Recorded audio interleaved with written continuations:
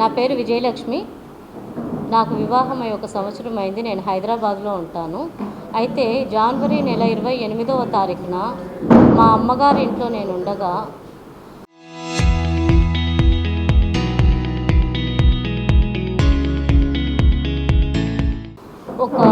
మాకు తెలిసినటువంటి మా అమ్మ ఆగస్టు నెల చనిపోయినారు. చనిపోకముందు ఒక ఏఎస్ఐ బాబు దగ్గర చీటీ వేశారు. ఆమె చనిపోక ముందు వాళ్ళకు 50,000 డబ్బులు బాకీ ఉందని బాబు ఏఎస్ఐ భార్య మరియు ఇంకొక మోహన్ ఏఎస్ఐ వాళ్ళ భార్య శిరోమణి, ఇంకొక మా భాగ్యమ్మ అని 3 మహిళలు నా మీదికి వచ్చి మా ఇంట్లో ఎవరూ లేని సమయంలో నా మీద దాడి చేసి నా మెడలో ఉండే తాలిబొట్టు సరుడు లాక్కొని పోయినారు.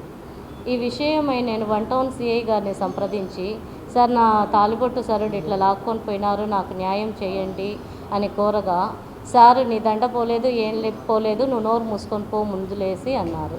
నేను అక్కడి నుంచి ఎస్పీ సార్ దగ్గరికి వెళ్ళాను. ఎస్పీ సార్ దగ్గరికి వెళ్తే నేను వెళ్ళిన సమయంలో సార్ లేకపోవడం వల్ల డిఎస్పీ సార్ దగ్గరికి వెళ్ళాను. డిఎస్పీ సార్ దగ్గరికి వెళ్తే డిఎస్పీ సారు, సార్ ఇట్లా నా చైన్ పోయింది సార్, సిఐ సార్ చెప్తా ఉంటే రెస్పాండ్ అవ్వడం లేదు అని చెప్పాను. చెప్తే డిఎస్పీ సారు, ఇప్పుడే కదమ్మా నువ్వు వెళ్ళి పెట్టింది, ఆయన యాక్షన్ తీసుకోకపోతే నా దగ్గరికి రా, నువ్వు వెళ్ళుమ్మా అనేసి అన్నాడు. సరే అనేసి వెళ్ళిపోయాను. మళ్ళీ రోజు 1 టౌన్కి వెళ్ళాను, తిరిగాను, సిఐ గారిని రిక్వెస్ట్ చేసుకున్నాను. ఎంత చేసినా నువ్వు వాళ్ళ మీద కేసు పెడితే నేను నీ మీదే మర్డర్ కేసు పెడతా, నీ మీదే ఇంకొక కేసు పెట్టి నిన్నే జైలుకు పంపిస్తా, కేసు లేదు ఏం లేదు, నోరు మూసుకొని నువ్వు రావద్దు స్టేషన్కి అనేసి నన్ను బెదిరించారు 1 టౌన్ సిఐ చిన్నపెద్దయ్య సార్. సరే అనేసి మళ్ళీ డిఎస్పీ సార్ దగ్గరికే వెళ్ళాను. సార్ నా చైన్ పోయి నాకు న్యాయం చేయమని సిఐ సార్ దగ్గరికి వెళ్తే ఆయన నా మీదే కేసులు పెడతానంటున్నాడు. సార్ ఇది ఎంతవరకు న్యాయం, నాకు మీరు న్యాయం చేయండి సార్ అనేసి సార్ని నేను విజ్ఞప్తి చేసుకున్నాను. విజ్ఞప్తి చేసుకుంటే సారు సిఐ సార్కి ఫోన్ చేసి, నువ్వు ఫస్ట్ కేసు కట్టు, ఎఫ్ఐఆర్ చెయ్యి అనేసి డిఎస్పీ సారు సిఐ సార్కి కాల్ చేశారు. కాల్ చేస్తే అప్పుడు కూడా సిఐ సారు ఆమెది చైన్ పోలేదు, ఏం పోలేదు, ఆమె ఊరికే దొంగ కేసు పెడతా ఉంది సార్, నాకు చైన్ పోయిన సంగతే చెప్పలేదు, వాళ్ళదేదో డబ్బు పంచాయతీ అని చెప్పి కేసును పక్కదో పట్టించాలనే చూశారు తప్ప సారు కేసు కూడా ఫైల్ చేయలేదు, మాకు న్యాయం చేయలేదు. మళ్ళీ డిఎస్పీ సార్ ఆదేశం మేరకు సారు ఎఫ్ఐఆర్ అయితే చేశారు. అది కూడా నేను 3 మీద కేసు పెడితే నా అర్జీ నేను రాసుకొని వెళ్తే వాళ్లకు నచ్చినట్లు 2 మాత్రమే చేర్చి వాళ్ళు ఎఫ్ఐఆర్ అనేది చేశారు. ఆ ఎఫ్ఐఆర్లో కూడా నా బంగారు 60 గ్రాములు అయితే 43 గ్రాములు బంగారు మాత్రమే చేర్చి 17 గ్రాముల బంగారును పక్కదో పట్టించారు. అందులో ఎఫ్ఐఆర్లో కూడా 43 గ్రాముల బంగారం ధర 1,80,000 మాత్రమే రాశారు. సార్ ఇది ఎందుకని ఇలా రాస్తున్నారు, 43 గ్రాముల బంగారు ఎక్కడ దొరుకుతుంది సార్ 1,80,000 అని నేను అమర్నాథ్ రెడ్డి సార్ని అనగా, నీకు ఛార్జ్ షీట్లో మేము నువ్వు చెప్పిందంతా రాస్తాము, ఇక్కడ ఇదంతా రాయము, ఇట్లనే నీకు ఇష్టమైతే పెట్టు లేకుంటే పో అన్నారు. సరే ఇదైనా జరగాలి అనేసి నేను అక్కడ సంతకం పెట్టుకొని వచ్చేసాను. తర్వాత ఒక 10 రోజులకు 1 టౌన్కి వెళ్ళి, సార్ నాది చైన్ రికవరీ చేయించండి సార్ అనేసి సిఐ సార్ని అడిగితే, నువ్వు 4 లక్షల డబ్బులు తీసుకొని రా, వెంటనే నీ చైన్ నేనే ఇస్తా అని సిఐ గారు అన్నారు. నేను అన్నాను, ఎందుకు సార్ నేను 4 లక్షలు ఇవ్వాలి, మా అమ్మ బాకీ ఉండేది 50,000 సార్, వాళ్ళకి 4 లక్షలు ఎందుకు ఇవ్వాలి నేను అన్నాను. అంటే ఆయన ఇష్టం వచ్చినట్లు మాట్లాడుతున్నాడు, నీ అమ్మ నిన్ను కనలేదా, నీ అమ్మ నిన్ను కన్నెందుకు లెక్క దాపో అనేసి ఆయన ఇష్టం వచ్చినట్లు మాట్లాడతా ఇంతవరకు నా చైన్ రికవరీ చేయడం లేదు. ఈ విషయానికి నేను ఎస్పీ గారి దృష్టికి వెళ్ళాను, జిల్లా కలెక్టర్ గారి దృష్టికి వెళ్ళాను, జిల్లా జడ్జి మేడం దగ్గరికి వెళ్ళాను, మంగళగిరిలో డీజీపీ ఆఫీస్కి వెళ్ళి అర్జీ పెట్టుకున్నాను, నారా లోకేష్ సార్ దగ్గరికి వెళ్ళి అర్జీ పెట్టుకున్నాను, మళ్ళీ ఇంకా పవన్ కళ్యాణ్ సార్ పార్టీ ఆఫీస్కి వెళ్ళి కూడా అర్జీ పెట్టుకున్నాను. పవన్ కళ్యాణ్ పార్టీ ఆఫీస్ దగ్గర నుంచి నన్ను డిఐజీ సార్ కొయ్యా ప్రవీణ్ సార్ని కలువుమా అనేసి పంపించారు.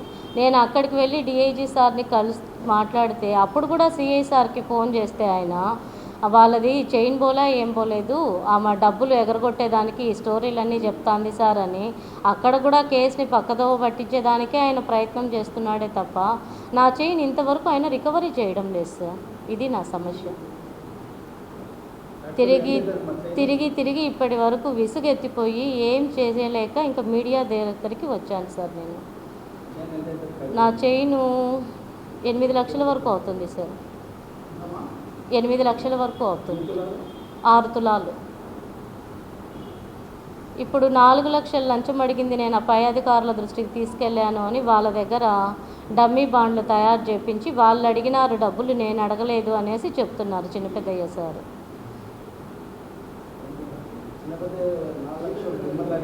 నన్నే అడిగారు డైరెక్ట్గా, ఆయన రూమ్లో 4 లక్షలు డబ్బులు తీసుకొని రాపో, ఇప్పుడే నేనే ఇస్తాను ఈ చైను అంటున్నాడు. అప్పటికి సిఐ సార్ దగ్గర నా చైన్ ఉందా, లేదంటే తీసుకుపోయిన దొంగల దగ్గర నా చైన్ ఉందా, నాకేమీ అర్థం కావడం లేదు.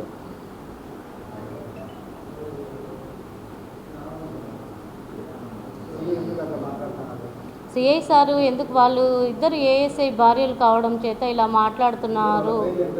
ఒక ఏఎస్ఐ బాబు ఏఎస్ఐ, అతను చిట్వేలిలో పనిచేస్తాడంట. ఇతనే ప్రైవేట్ చీట్లు నడిపేది, ఇతనే ప్రైవేట్ చీట్లు నడిపాడు. మా అమ్మను వచ్చి చీటీ వేయించుకున్నాడు, మా ఇంటికి తిరిగాడు, నెల నెల డబ్బులు కూడా ఇతనే తీసుకొని వెళ్తూ ఉన్నాడు.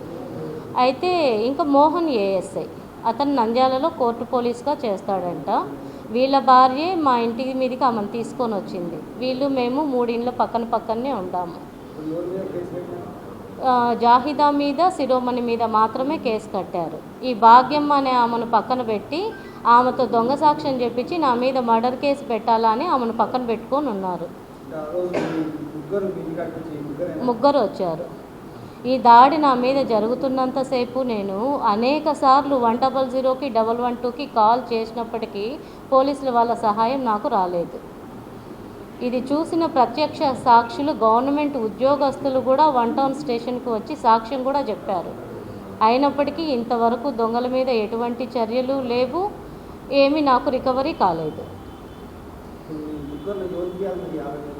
జాహిదా అనే ఆమెకు, ఏఎస్ఐ బాబుకి మేము ఇవ్వాలి, మా అమ్మ ఇవ్వాలి.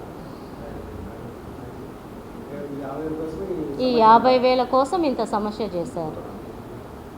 మా అత్త వాళ్ళ నేను వచ్చాను, నాకు పెళ్ళై సంవత్సరమే వచ్చాను. బెడ్లో ఏం లేరు, మా అమ్మ కొంచెం అనారోగ్యంతో చనిపోయారు, హార్ట్ స్ట్రోక్ వచ్చి చనిపోయారు.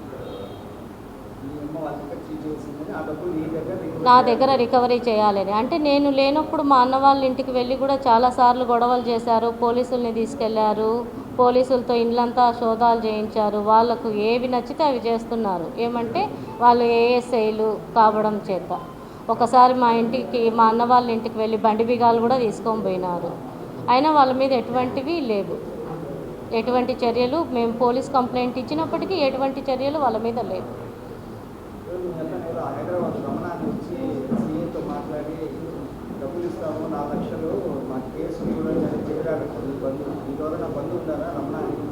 రమణ ఎవ్వరూ లేరు సార్, ఎవ్వరూ లేరు. హైదరాబాద్లో రమణ అని, హైదరాబాద్కి మేమే కొత్తగా వెళ్ళాము. హైదరాబాద్లో మాకు బంధువులు ఎవ్వరూ లేరు. సిఐ సారే అడిగారు, నా ముందరే అడిగారు. నేను మొబైల్ బయటకు పెట్టేసుకుంటారు కాబట్టి నేను రికార్డు చేసుకోలేకపోయాను, లేదంటే నేను రికార్డు చేసుకునేదాన్ని. సిఐ సారే అడిగారు, 4 లక్షలు డబ్బులు తీసుకొని రాపో, మీ అమ్మ నిన్ను కనలేదా, పో 4 లక్షలు దాపో, ఇప్పుడే నేనే ఇస్తాను ఈ దండ, 10 నిమిషాలలో ఇస్తా అంటున్నాడు. లంచమే అడిగారు ఆయన. నేను ఆ లంచాన్ని ఆయన కప్పిపుచ్చుకునే దానికోసము దొంగ బాండ్లు వాళ్ళతో తయారు చేయించి, ఈమె వాళ్ళకి 5 లక్షలు బాకీ ఉంది, దానికి నేను చెప్పాను అనేసి ఇప్పుడు కొత్తగా చెప్తున్నారు మళ్ళీ. ఈ విషయమే నేను ఎస్పీ సార్ని 5 సార్లు కలిశాను, కానీ సార్ కూడా మాకెందుకో ఇంతవరకు న్యాయం చేయలేదు. ప్రెస్ మీట్ పెట్టాం, మళ్ళీ సిఐ గారు ఏమైనా రికవరీ చేసినారేమో ఒక మాట అడిగి రావాలి అనేసి వెళ్ళి అడిగాము. 2 రోజులు ఆగు ఇస్తాము అన్నారు. నాకు ఆయన రికవరీ చేయిస్తారనే నమ్మకం లేదు. అవును, వాస్తవమే. చీటీ డబ్బులు కొంచెం సమయం అడిగినాను సార్, నా దగ్గర ప్రస్తుతానికి లేదు, మాకు రావాల్సిన డబ్బులు ఉన్నాయి. అట్లా కూడా చెప్తున్నాం సార్, మీ 50,000 మేము ఇస్తామంటే ఇప్పుడు 5 లక్షలు అంటున్నారు. ఇప్పుడు 5 లక్షలు 4 లక్షలు మీ అమ్మ బాకీ అంటున్నారు. ఇప్పుడు చేయని వాళ్ళ దగ్గర ఉంది. మా అమ్మకు చదువు రాదు సార్, మా అమ్మ ఏమీ రాయలేదు.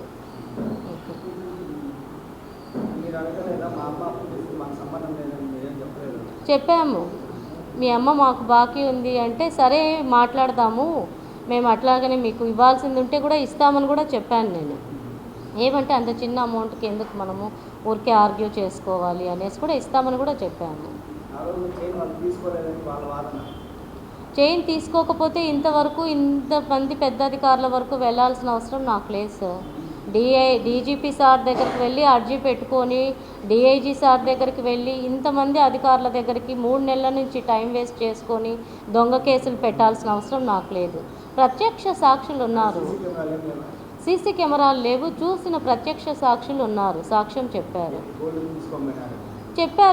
ఒక అతను సివిల్ ఇంజనీర్, ఒక అతను అక్కడికి పోలీస్ స్టేషన్కి వచ్చి చెప్పాడు, సార్ మేము చూస్తుండగానే ఆమె మెడలోంచి లాగింది, మేము నివారించే ప్రయత్నం కూడా చేసినాము, 2 ఆడవాళ్ళ మధ్య సమస్య అనేసి మేము ముందుకు వెళ్ళలేదు, ఈమె తీసుకొని వెళ్ళేటప్పుడు కూడా శిరోమణిని నేను ప్రశ్నించినాను, లెక్క బాకీ ఉంది అమ్ముకోనిలే అని శిరోమణి అడ్డుకునింది అని ప్రత్యక్ష సాక్షులు వచ్చి చెప్పారు, గవర్నమెంట్ ఉద్యోగస్తులు.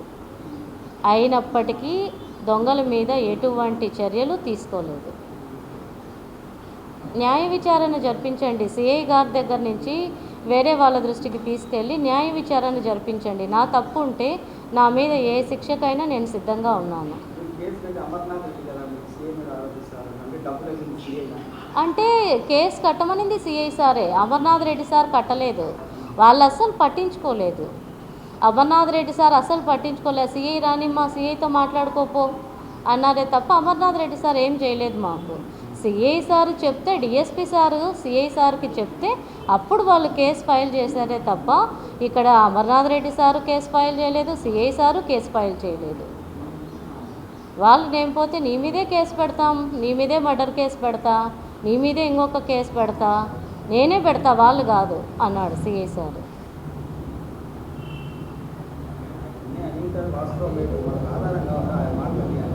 వాళ్ళ ఆధారం లేదు కాబట్టి మాట్లాడుతున్నారు సార్ ఇష్టం వచ్చినట్లు. వాళ్ళ దగ్గర సీసీ కెమెరాలు వాళ్ళు ఆఫ్ చేసుకుంటారు, ఆఫ్ చేసుకొని ఇష్టం వచ్చినట్లు మాట్లాడతారు.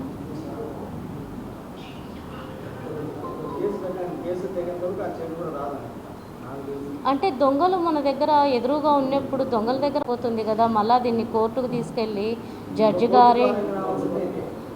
గారి దగ్గరికి అంతా వాళ్ళ టైం వేస్ట్ చేయడం తప్ప ఇది ఏముంటుంది సార్? మేము అట్లా కూడా అడుగుతున్నాం సార్. అట్లా కూడా అడిగితే ఇప్పుడు 5 లక్షలు తెమ్మంటున్నారు, 5 లక్షలు తీసుకొని రా డబ్బులు అంటున్నారు. ఇక్కడ ఇబ్బంది పెడతా ఉండేది సిఐ సారే, ఎవ్వరు లేరు. వాళ్ళకు సపోర్ట్ చేస్తూ ఉండేదే సిఐ సారు. ఇక్కడ నేను 60 గ్రాములు పోలీసు వాళ్ళు అనేసి ఇక్కడ 60 గ్రాములు బంగారు అయితే 17 గ్రాములు నొక్కేశారు, 43 గ్రాములే చేశారు. ఆ 43 గ్రాములు కూడా ఎందుకు ఇవ్వాలి అనే ఉద్దేశంతో ఇలా చేస్తున్నారు. ఉంది ఫోటో ఉంది. నాకు ఈ దాడిలో నేను గాయపడి 2 రోజులు రిమ్స్లో కూడా అడ్మిట్ అయ్యాను. నన్ను కడుపుకు అంతా బాగా తన్నినారు. నేను 2 నెలల గర్భంతో ఉన్నాను, నాకు అబార్షన్ కూడా అయింది. నేను 2 రోజులు రిమ్స్లో కూడా అడ్మిట్ అయ్యి సార్. మా భర్త సిఎస్ అమెరికన్ ట్యాక్స్ చేస్తారు. మా అబార్షన్ అయింది, అవును. ఫిబ్రవరి 3వ తారీఖు నాకు అబార్షన్ అయింది.